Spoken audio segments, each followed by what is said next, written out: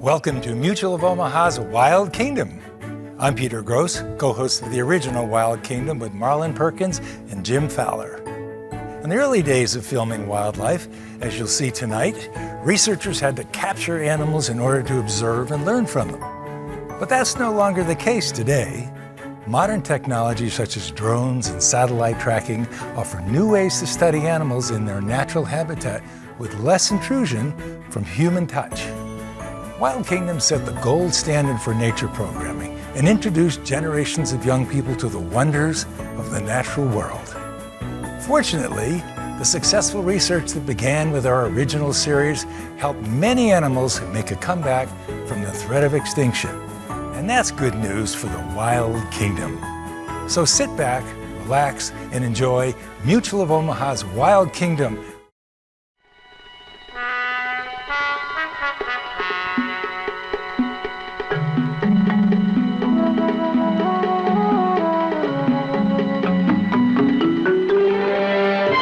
Mutual of Omaha's Wild Kingdom is presented by Mutual of Omaha.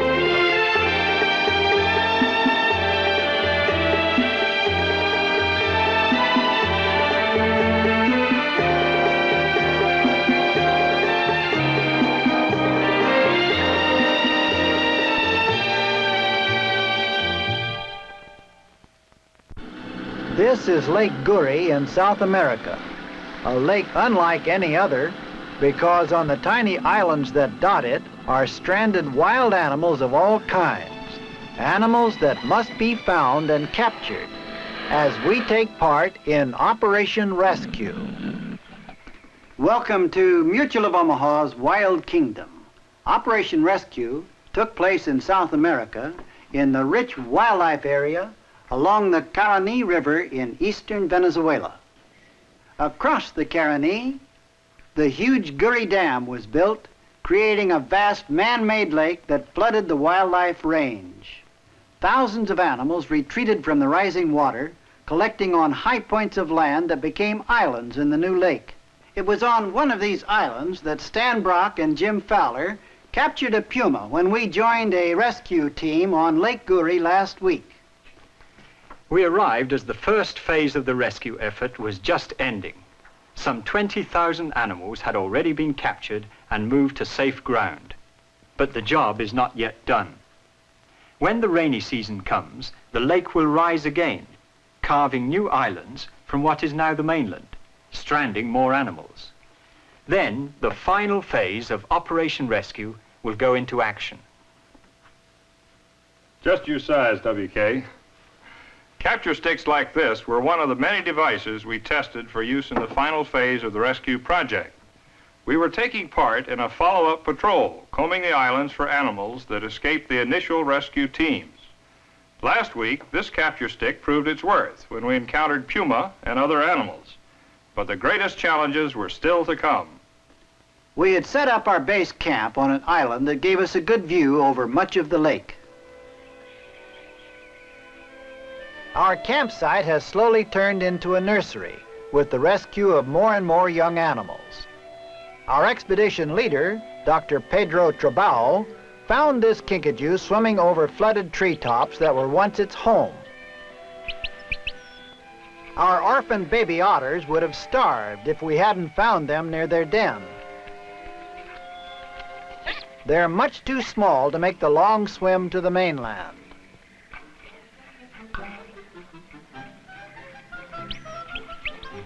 All these youngsters will be cared for till they're old enough to take care of themselves.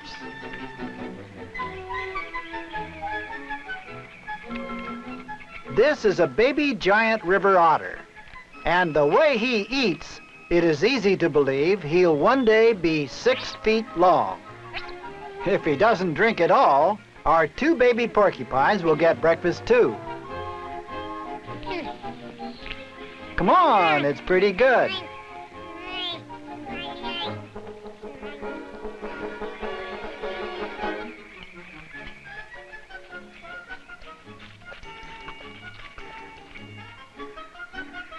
The lake level rose almost 2 feet last night. Jim and Stan will make an early patrol today, checking newly flooded islands for signs of stranded animals. An Indian tribe upstream makes these dugout canoes, each from a single log, carved and hollowed out. Unlike most dugouts, these are extremely stable.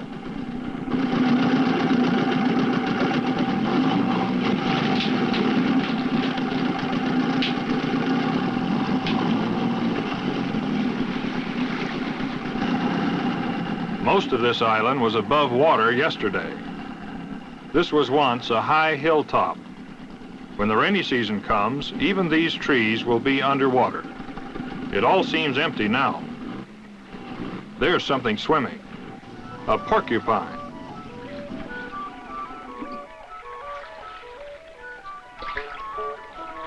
This is the prehensile tail porcupine, with a tail like a monkey's for holding on to tree branches. They're excellent climbers and good swimmers, but not good enough to reach the mainland. It's too far. There's a baby one. This must be its mother. They're both trapped here unless we can take them with us.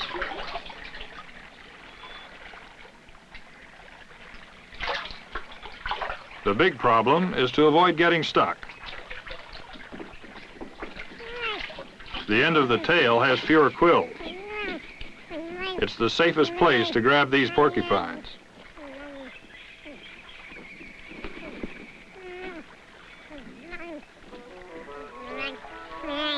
Now for the baby.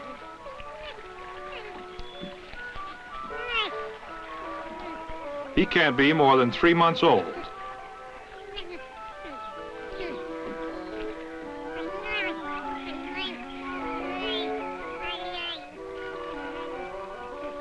So far, this is the only life we've seen out here today. Even insects are getting scarce. Pablo, our Indian guide, has spotted a flash of orange in the trees ahead.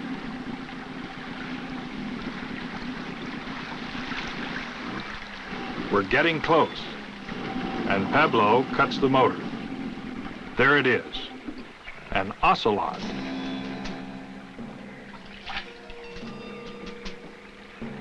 You've got to be careful approaching these cats. They're not big, but they're tough and fast. Our plan is to block his escape from this big branch, so Stan can reach it with the capture stick.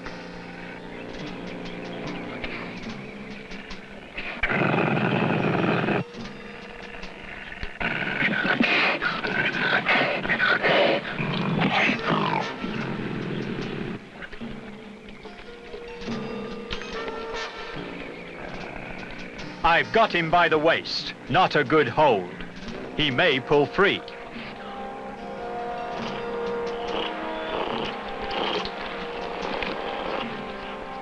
He's mad, and he's attacking the only thing within reach.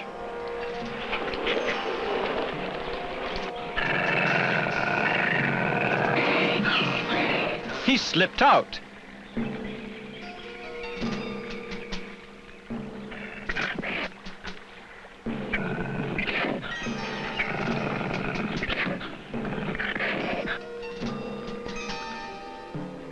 Now, to pull the noose tight.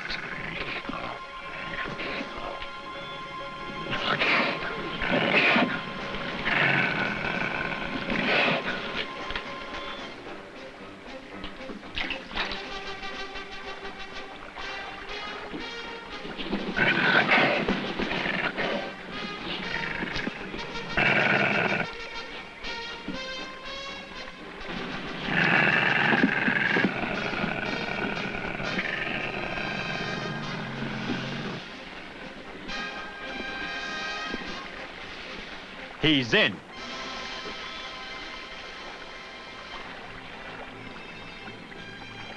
The ocelot will calm down in the darkness of the sack. After a quick trip to camp with the rescued animals, we'll continue searching the islands of Lake Guri. With the ocelot safely back at our camp compound, we patrolled the lake once more, searching for signs of life.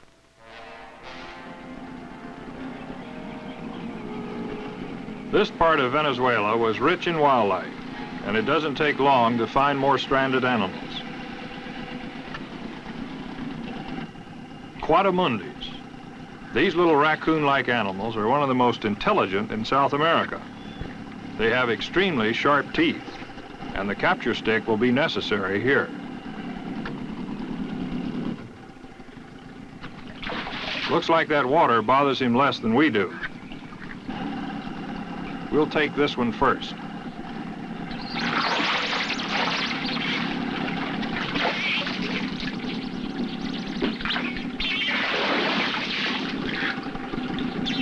Coatis are tenacious fighters, and with those sharp teeth, they've been known to kill hunting dogs.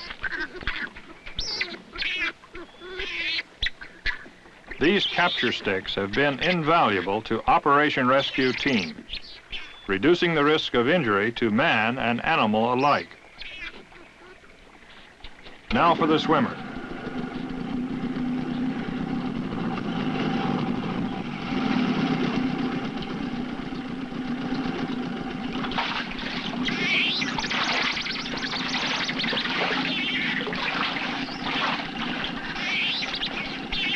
When they're younger, coatis make fine pets, but these two are strictly wild and must be handled with great care.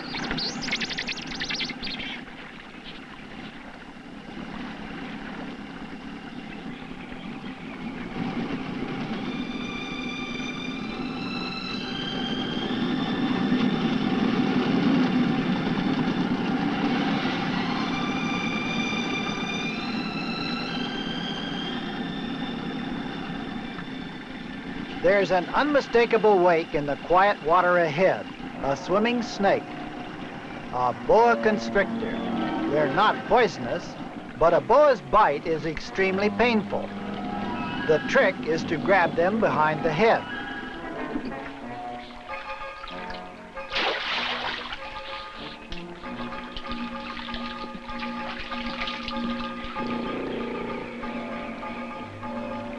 The coils are no danger.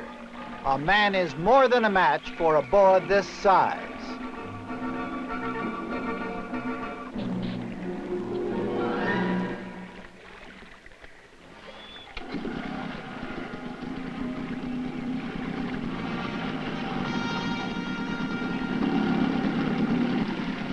Now to rendezvous with Jim and Stan at an island where we spotted some animals earlier.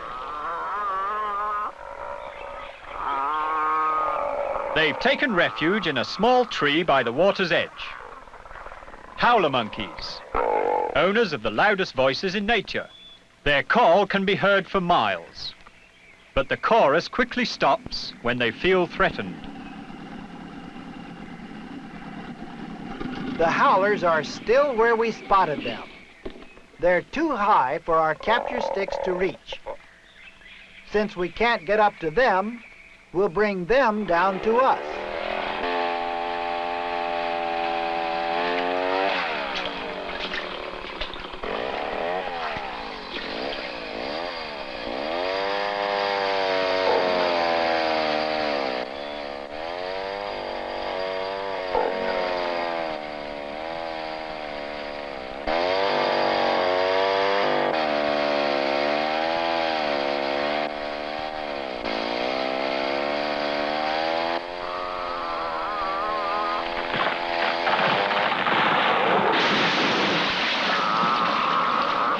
Like most monkeys, howlers are poor swimmers.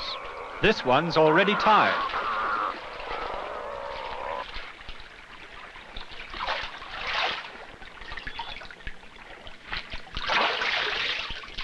Catching them in water really simplifies the job. They're at a tremendous disadvantage.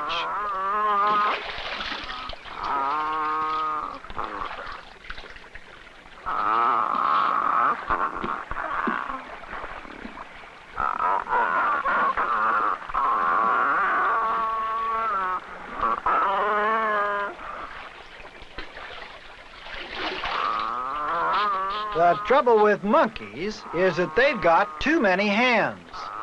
5 if you count the tail.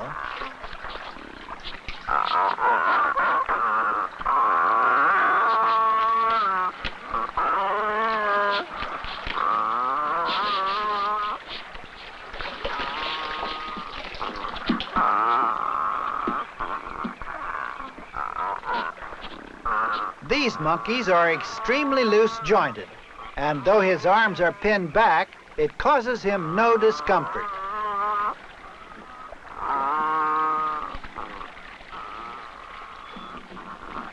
During the initial phase of Operation Rescue, when Dr. Trabal led the first capture teams onto the lake, they saved more than 500 howler monkeys. And it won't be long till these howlers join the others along the shores of Lake Guri.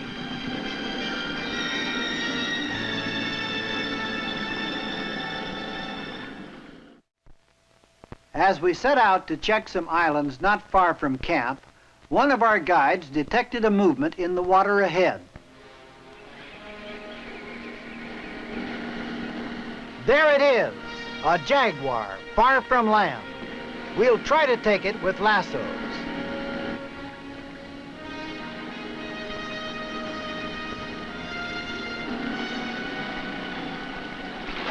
The big cat's an easy target.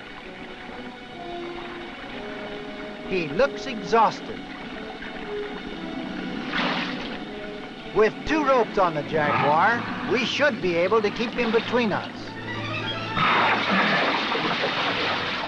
The swim has tired him, but he's still dangerous. We're coming to shallow water over a submerged island. This will be a good spot to tie him up.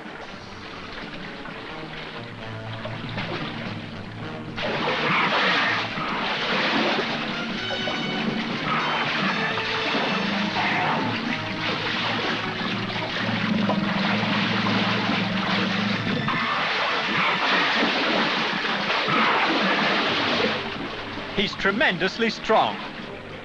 The only way to bring this cat under control is to snare his front paws.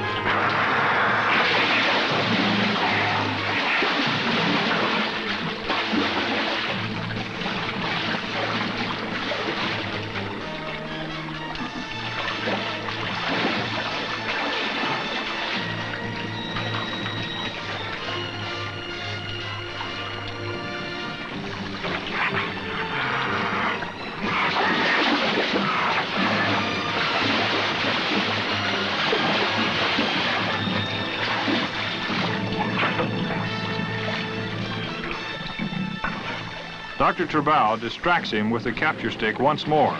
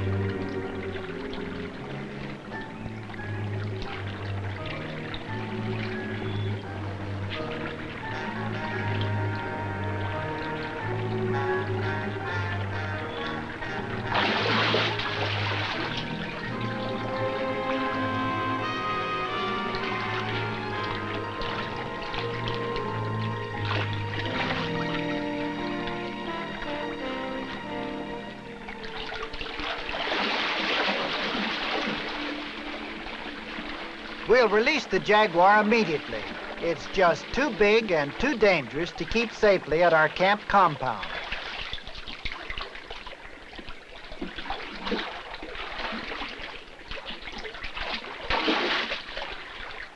Dr. Trabal wants to make the release at a spot across the lake.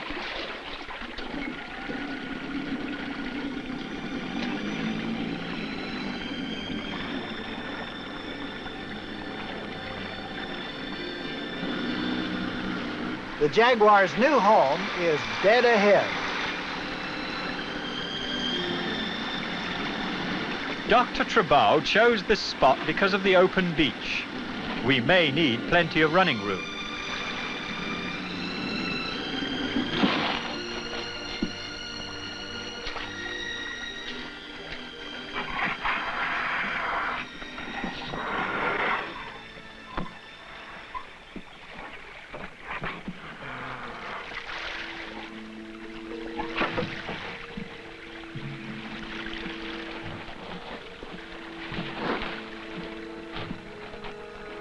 The last rope to come off will be the lasso on his neck. Another line is tied to the lasso, so I can pull it free from a distance.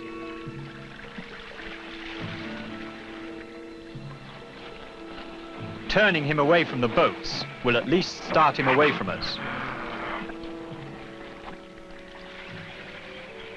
This is really more dangerous than the capture. We're slowly giving up control of the animal with every rope we cut.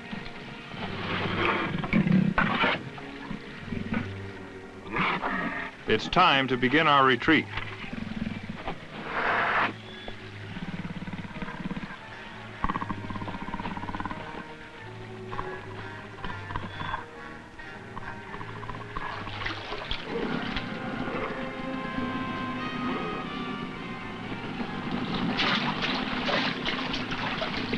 This has to be fast. When I drop the tail, the cat may charge Stan.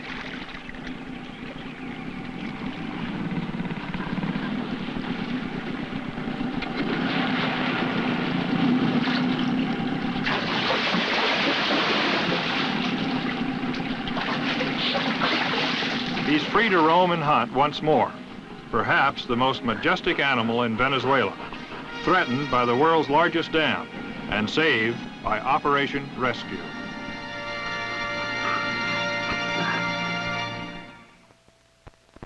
WK, you weren't really afraid of that old Jaguar, were you? I didn't think so. All the captured animals were released on the mainland, free and unharmed. They had been threatened in a classic confrontation between man and the wild kingdom as the Guri Dam flooded their wilderness home. The dam will benefit millions of people, but because the far-sighted men who built it believe that progress must not come at the cost of our wildlife heritage, some 20,000 animals have been saved. Operation Rescue has been a great success thanks to the wise planning and dedicated efforts of men like General Rafael Alfonso, whose Corporación Venezolana de Guyana built the dam, Dr. Edgardo Mondolfi, head of the Venezuelan Association for the Protection of Nature, and my good friend Dr. Pedro Trabaud, director of the Caracas Zoo. The Guri Dam is a symbol of man's increasing rule over the world he inhabits.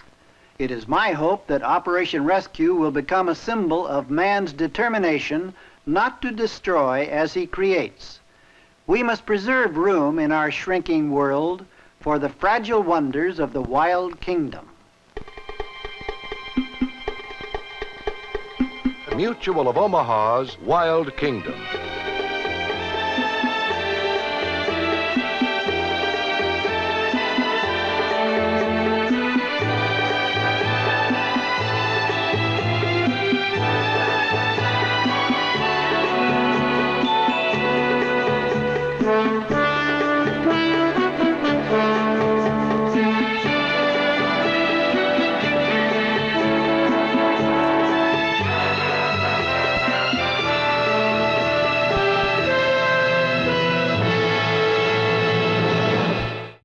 Like what you saw? Follow us on Facebook, Instagram, and YouTube for more exclusive content. And visit our website at wildkingdom.com.